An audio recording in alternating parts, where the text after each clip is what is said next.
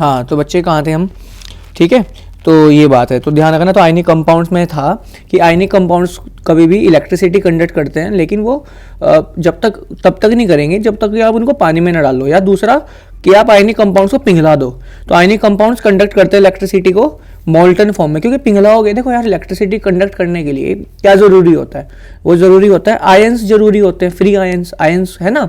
और तो ions free करने के लिए आपको या तो उसको आप हीट दे दो, बहुत ज़्यादा पिघला दो, यानी मोल्टन फॉर्म में आयंस को अलग करने के लिए, या आप उसको पानी में डाल दो, पानी में डाल दोगे तो भी टूट जाएगा। दैट्स इट, है कि नहीं है।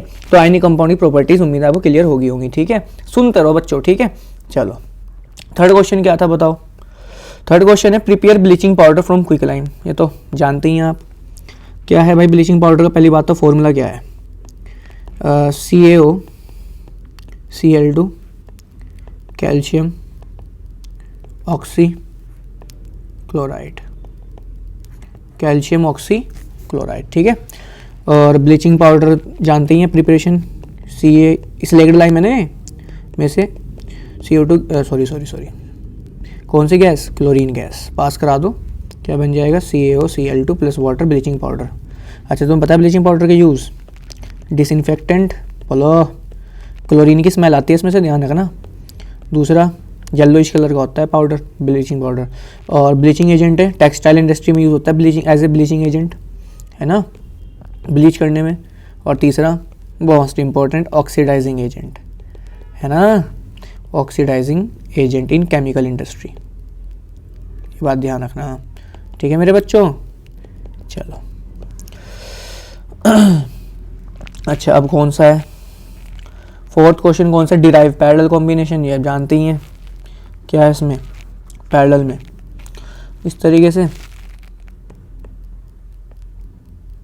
ये R1, अरे भाई बुद्धि काम ना ही कर रही, बुद्धि ना ही काम कर रही, ई का, चलो ये ये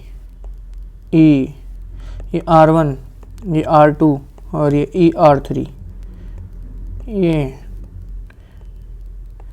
प्लस और E माइनस हुआ पोलो V, और ये करंट निकला I, यहाँ से गया करंट डिवाइड, यही तो है करंट डिवाइड, तो पैरेलल बोलो। चलो अच्छा मुझे बताओ भाई डिवाइड क्या हो रहा है, current I equal to I1 plus I2 plus I3। अच्छा भाई V इक्वल टू क्या होता है, IR इंडियन रेलवे सब जानती हैं, तो I की वैल्यू क्या हो जाएगी यहाँ से, V अपॉन R, बोलो।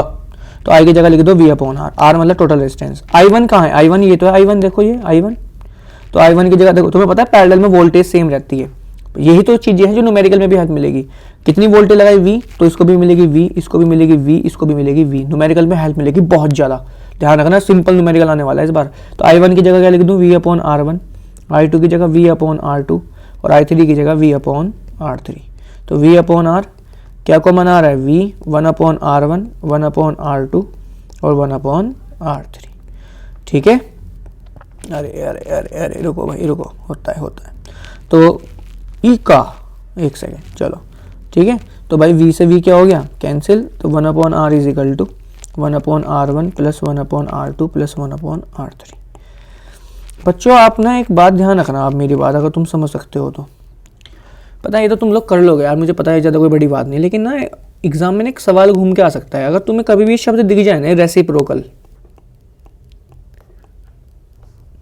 इक्विवेलेंट रेजिस्टेंस, यानी रेसिप्रोकल वर्ड हो, रेजिस्टेंस वर्ड हो, ध्यान रखना। तो आप ना समझ जाना है पैरेलल का डेरिवेशन करना है, रेसिप्रोकल हो और रेजिस्टेंस वर्ड हो, तो ध्यान रखना पैरेलल का डेरिवेशन करना है, ठीक है। और भाई तुम्हें पता है पैरेलल कॉम्बिनेशन के फ़ायदे मैं दो ही बता रहा हूँ।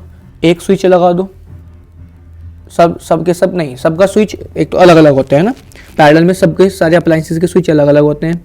दूसरा पैरेलल में रेजिस्टेंस लीस्ट होता है, सबसे कम रेजिस्टेंस पैरेलल में, ध्यान रखना।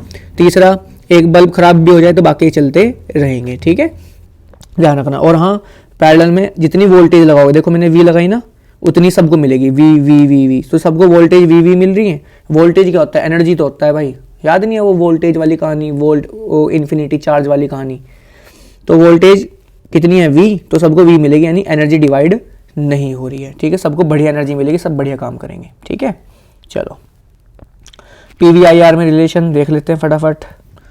भाई पावर का फॉर्मूला क्या होता है, वर्क डन अपॉन टाइम। ठीक है, और हम लोग जानते हैं V इज इक्वल टू क्या होता है, W अपॉन Q। तो W को ले जा लो इसको, V इंटू Q, और W की जगह यहाँ पुट कर दो, तो पावर क्या आ गया, V into Q upon T। तो क्या बोलूँ, तो बोलो Q अपॉन T क्या होता है, I। ठीक है, तो ध्यान रखना, आ गया पहला डेरिवेशन। ठीक है, अब हम लोग जानते हैं सेकंड में क्या होगा, भाई बोलो V is equal to IR होता है ओम्स लॉ से।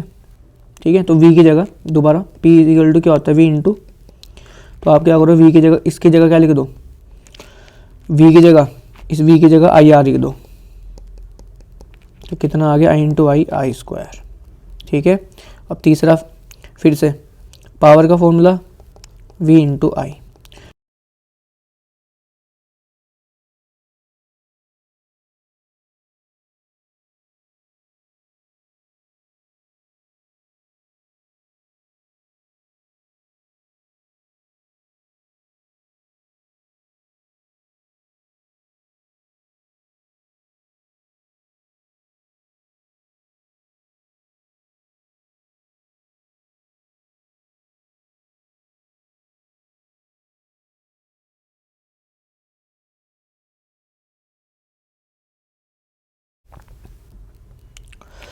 मैग्नेटिक फील्ड लाइंस सोलेनोइड की। ठीक है, बनाओ फटाफट, क्वेश्चन जो भी था वो देख लेना सोलेनोइड की। तो यही इस तरीके से बनता है सोलेनोइड। ठीक है, और ये करंट प्लस माइनस, जैसे करंट पास कराएंगे तो वायर क्या बन जाएगी, मैग्नेट। मैग्नेट के चारों तरफ क्या होती हैं, मैग्नेटिक फील्ड लाइंस। तो इसकी लाइंस ऐसे होंगी, याद है कुछ, अंदर की लाइन बढ़िया बनाना, इक्वल दूरी पे अंदर की लाइन बस।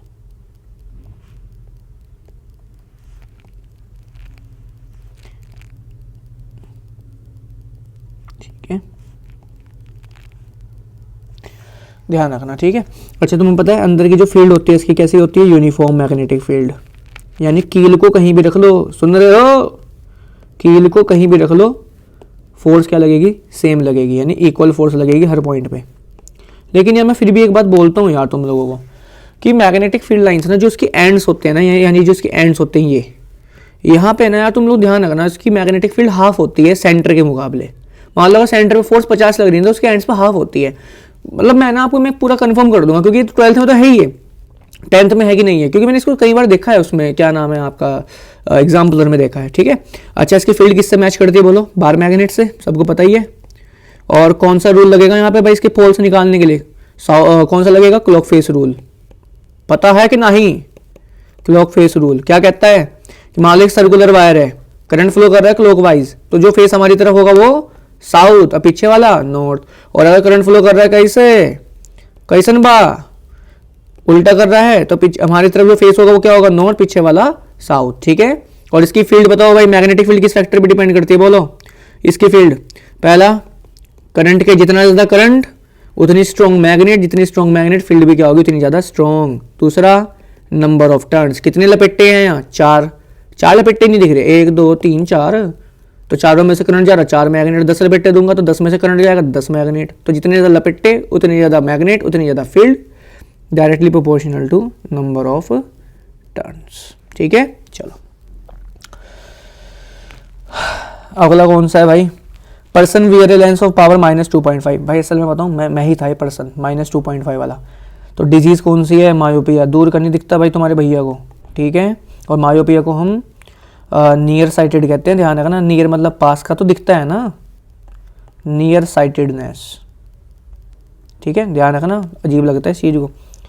लेंस कौन सा लग रहा है तुम्हारे भैया को, कॉनकेव। ठीक है, और फोकल लेंथ क्या है इसकी, चलो वो निकाल लेते हैं फटाफट।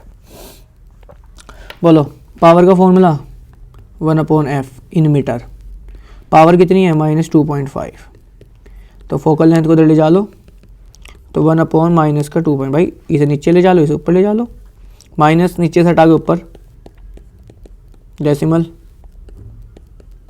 माइनस 2/5 0.4 मीटर माइनस का 40 सेंटीमीटर। ठीक है, ध्यान रखना। अच्छा, पावर की यूनिट क्या होती है? डायोप्टर। जो अंकों का नंबर होता है वो डायोप्टर ही तो होता है। और एक बात और, अंकों का नंबर जितना ज़्यादा होगा ना, लेंस उतना मोटा होगा, ध्यान रखियो। जितना अंकों का नंबर कम होगा, लेंस उतना पतला होगा, बस ध्यान रखियो। ठीक है, ये थे प्रैक्टिस वाले सवाल, ध्यान रखना, करने हैं मेरे बच्चों, ध्यान रखना। ठीक है, चलो।